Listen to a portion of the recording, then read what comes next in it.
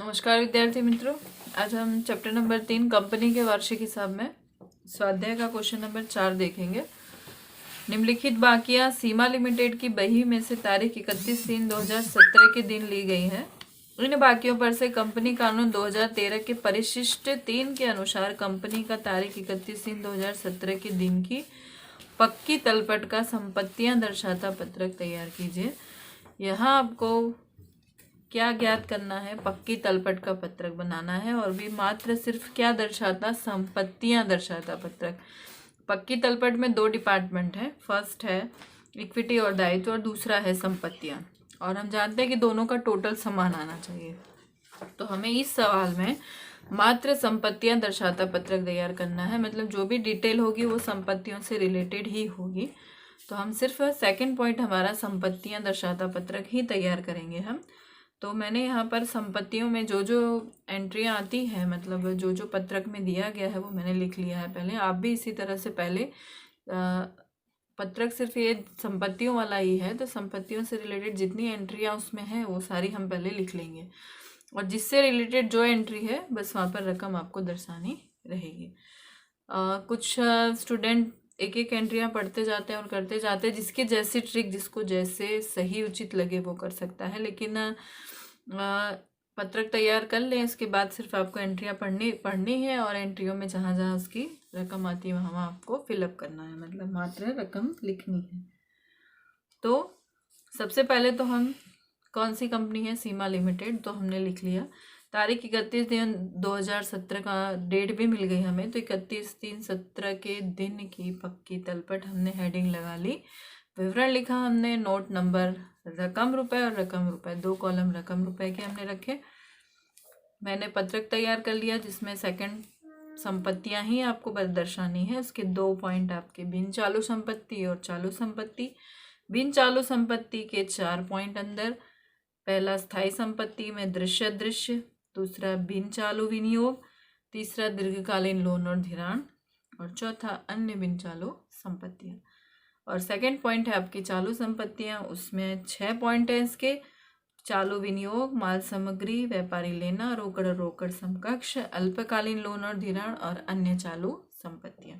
तो ये मैंने पत्रक पहले से बना लिया था, पत्रक आपको भी बना लेना है। अब हम एंट्री पढ़ते जाएंगे और जहाँ पर जिसकी एंट्री है बस रकम रखनी है। तो पहला आपको दिया गया है चालू विनियोग, और चालू विनियोग की कीमत 12,000 दी है। तो हम चालू विनियोग देखते हैं कहाँ आएगा। चालू विनियोग आएगा चालू संपत्तियों में, आपको दिया गया है चालू विनियोग। तो हम इसकी कीमत लिख देंगे, कितनी दी है आपको सवाल में? 12,000, तो हम 12,000 यहाँ पे लिख देंगे। फिर आपको दिया गया है अल्पकालीन लोन और धिराण 16,000। तो अल्पकालीन लोन और धिराण कहाँ आता है? चालू संपत्तियों में अल्पकालीन लोन और धिराण, तो हम यहाँ पर रकम लिखेंगे 16,000। फिर है अन्य चालू संपत्तियां, ये भी इसी शीर्षक के अंतर्गत है। अन्य चालू संपत्तियां 7,200।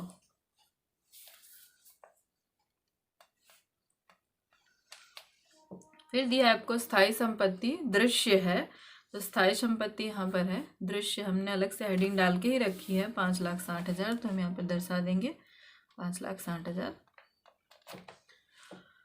फिर है रोकड़ और रोकड़ समकक्ष 14,000, तो रोकड़ रोकड़ समकक्ष हमने हेडिंग लगाई रखी है, तो उसको लिख देंगे 14,000। फिर दिया आपको माल सामग्री 46,000, माल सामग्री की कीमत यहाँ पर हम लिख देंगे 46,000।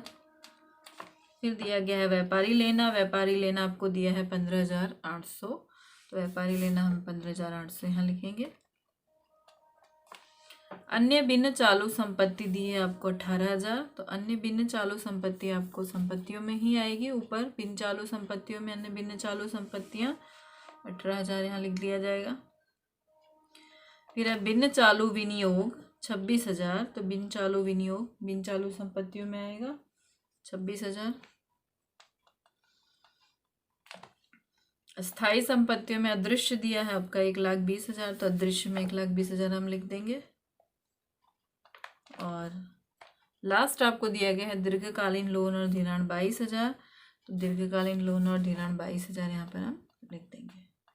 ये तो मात्र समझाने के लिए आपको सवाल दिया है, ऐसा सवाल आ गया तो ठीक है, लेकिन इससे अंदर भी रिलेटेड एंट्रियाँ मैंने बताई थी होती हैं, और पूछी जाती हैं। तो डायरेक्ट आपको दे दिया इसलिए आपको इजी लग रहा है, लेकिन डायरेक्ट जैसे दृश्य अदृश्य अलग अलग दे रखा है और अदृश्य की कीमत दी है, दृश्य की कीमत दी है, लेकिन कितनी बार ऐसा नहीं होता है।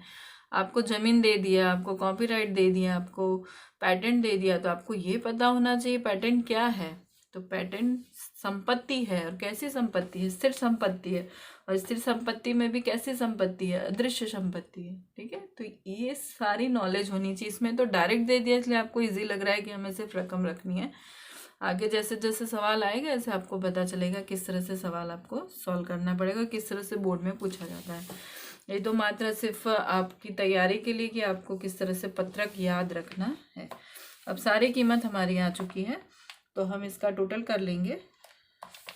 संपत्तियों में बिन चालू संपत्ति का टोटल यहाँ करेंगे, तो ये इनका टोटल यहाँ पर आ जाएगा 7,46,000, और चालू संपत्तियों का टोटल अलग करेंगे तो इसका टोटल आएगा 1,11,000, और ये दोनों का टोटल हम लगा देंगे तो कीमत आएगी 8,57,000। ये आपकी कुल संपत्तियां बनी, यहाँ हम लिख देंगे कुल,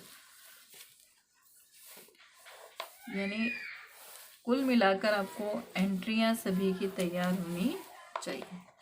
तो ये हो गया आपका क्वेश्चन नंबर 4 कंप्लीट। प्रश्न नंबर 5 देखेंगे हम। निम्नलिखित बाकियां युवा लिमिटेड की बही में से तारीख 31/3/2017 के दिन ली गई है। इन बाकियों पर से तारीख 31/3/2017 के दिन की पक्की तलपट की इक्विटी और दायित्व पक्ष कंपनी कानून 2013 के परिशिष्ट 3 के अनुसार तैयार कीजिए। पक्की तलपट का पत्रक तैयार करना है, और मात्र किस तरफ का तैयार करना है? इक्विटी और दायित्व। तो इससे पहले वाले सवाल में हमने संपत्तियां पक्ष का तैयार किया था, अब हम इक्विटी दायित्व पक्ष का तैयार करेंगे। आपको सवाल में दिया गया है इसीलिए। तो इक्विटी दायित्व पक्ष यानी हमारा पहला पक्ष है, तो फर्स्ट हमने लिखा इक्विटी और दायित्व, और पत्रक हमने तैयार कर लिया। तो इसमें 3 पॉइंट मतलब मेन आते हैं, जो है शेयर धारकों का भंडोल, भिन्न चालू दायित्व और शेयर धारकों के भंडोल में 2 पॉइंट शेयर पूंजी अनामत और आधिक्य। बिन चालू दायित्व में 3 पॉइंट दिए गए हैं, दीर्घकालीन उधार ली रकम, अन्य दीर्घकालीन जिम्मेदारी, दीर्घकालीन प्रावधान। चालू दायित्व में 4 पॉइंट दिए हैं आपको, अल्पकालीन उधार ली रकम, व्यापारी देना, अन्य चालू जिम्मेदारी, अल्पकालीन प्रावधान। तो ये मैंने पत्रक आप तैयार कर लिया है। अब हम एंट्रियां देखते जाएंगे, किससे रिलेटेड एंट्रियां दे रखी हैं आपको।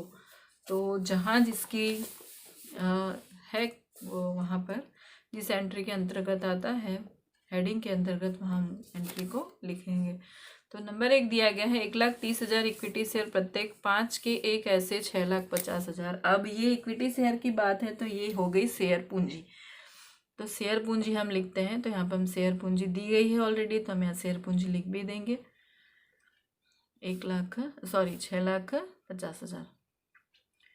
फिर नेक्स्ट आपको दिया गया है सामान्य अनामत, और सामान्य अनामत हम जानते हैं कि शीर्षक के अंतर्गत आता है, अनामत और आधिक्य के अंतर्गत। तो यहाँ हम सामान्य अनामत लिखेंगे।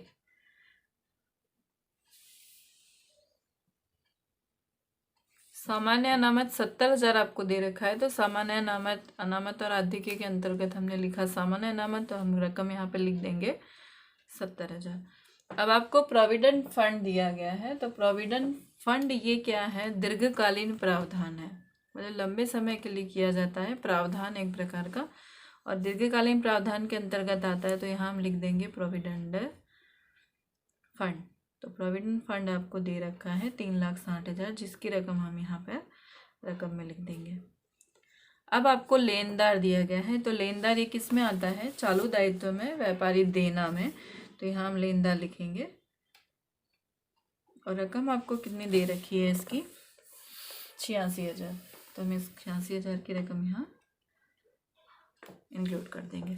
फिर दिया गया है सार्वजनिक डिपॉजिट। सार्वजनिक डिपॉजिट ये दीर्घकालीन उधार ली रकम है, लंबे समय के लिए ली जाती है। सार्वजनिक डिपॉजिट लोगों से जो डिपॉजिट ली जाती है, तो सार्वजनिक डिपॉजिट ये दीर्घकालीन उधार ली रकम के शीर्षक के अंतर्गत आता है। तो इसकी रकम है 3,26,000, जो हम यहाँ पे लिख देंगे।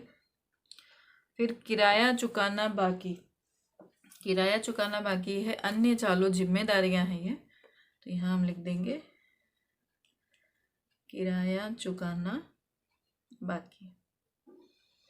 रकम दे रखी है आपको 13,000। करवेरा का प्रावधान, करवेरा मतलब टैक्स, और टैक्स हमेशा अल्पकालीन होता है, छोटे समय के लिए होता है, तो ये अल्पकालीन प्रावधान है, तो यहाँ लिखेंगे करवेरा का प्रावधान।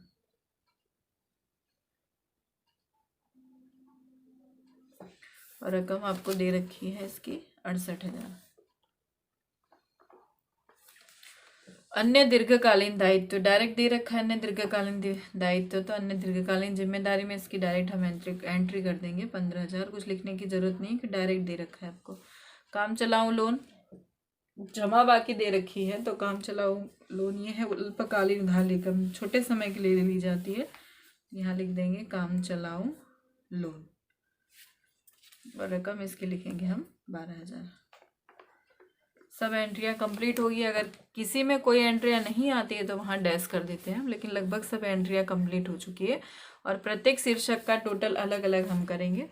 तो हम यहाँ पे सबसे पहले शेयरधारकों के भंडोल और का टोटल करेंगे, तो ये दोनों का टोटल हम लगाएंगे, तो ये आएगा 7,20,000।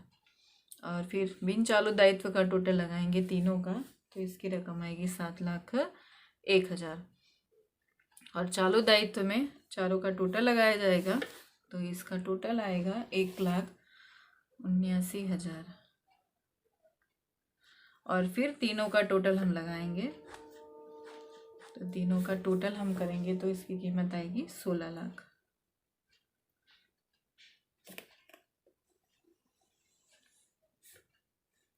ये आपका कुल योग है। एक पक्ष का आपने ये किया।